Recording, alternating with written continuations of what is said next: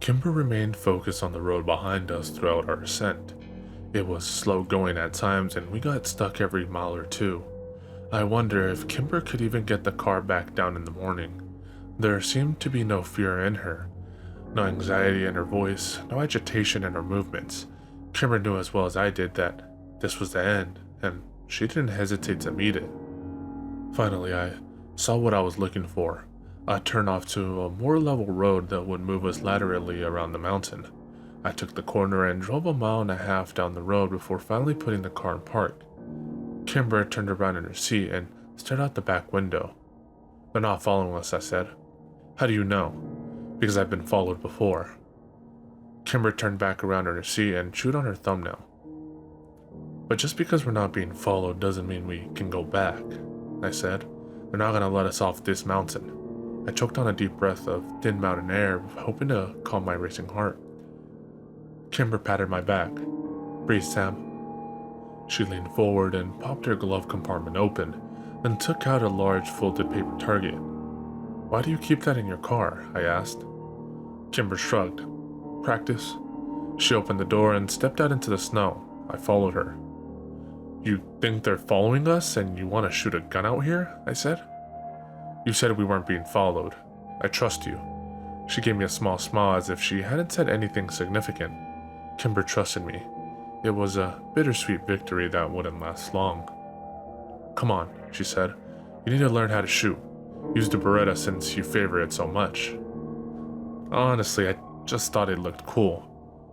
It does, and it sounds cool, too. Have you ever shot a firearm before? Once, but I didn't hit anything. Well, that's not going to be acceptable up here. We have a lot of ammunition, but it's not going to help us if you can't hit anything. I couldn't argue with that.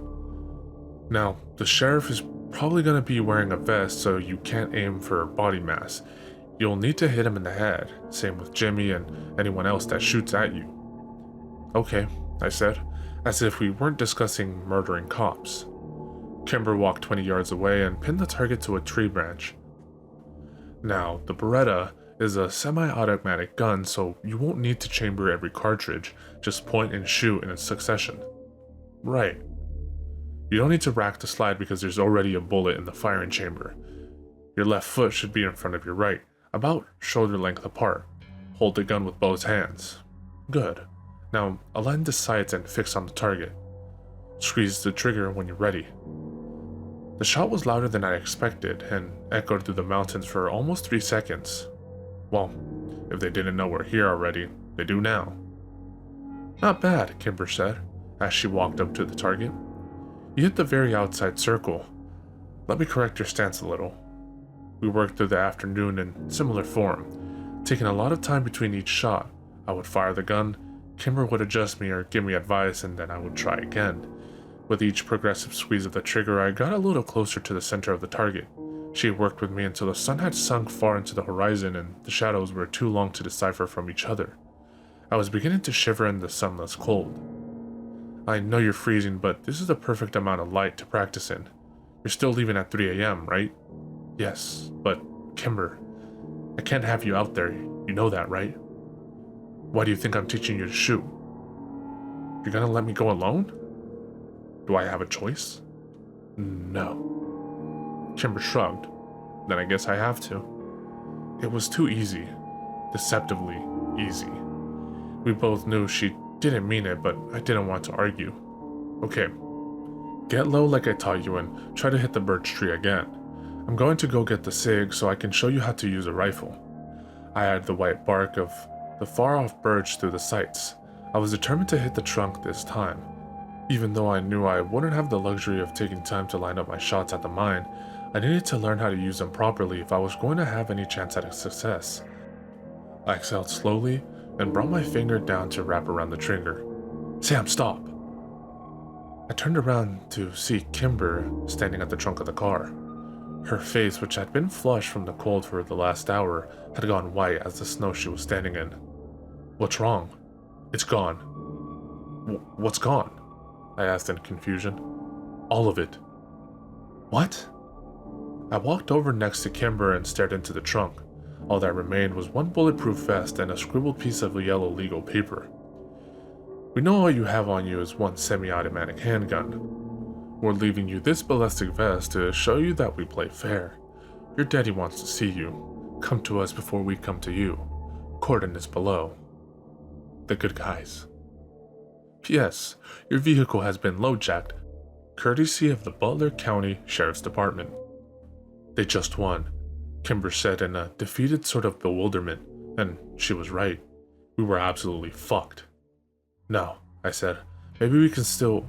Kimber slapped my face. She seemed to immediately regret it as if she had surprised herself, but she carried on anyway. Don't be an idiot, Sam. Kimber jerked the 9mm out of my hand and ejected the clip. It was empty. You don't have anything on you. Nothing? I asked in cold fear. I could work with very little, but I couldn't work with nothing at all. Nothing, said Kimber as she racked a slide, except this. A bullet sprung out of the chamber and fell into the thin layer of snow below where it sunk. I fell to my knees to retrieve it. One bullet? One bullet? It would probably have failed with 1,000 bullets, but with only one, I might as well just put it into my head. When could they have done this? I was beginning to panic. I don't know. After we did our inventory? Days ago. Fuck. But how did they know what we were carrying on us? They've probably been watching us, Kimber said. Or Jimmy told them. I shook my head wildly, unable or unwilling to comprehend our current situation. I couldn't get control of my fear. We needed to sit. We needed to thin. Get in the car, I said finally. We need to get in the car. We shut the doors and I turned on the engine, blasting the hot air into the cab. We ran it for 20 minutes, but nothing seemed to dissipate the cold. Maybe we should just leave. Kimber's voice wobbled when she finally spoke. Her shock was melting into hopelessness. Come back in another 10 years. I didn't want to tell her we couldn't leave. They were tracking the car. They knew exactly where we were. They always had. All roads down to Mountain were already blocked. All roads now led to Borrasca.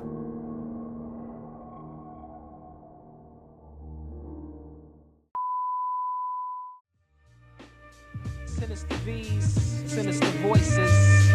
Yo.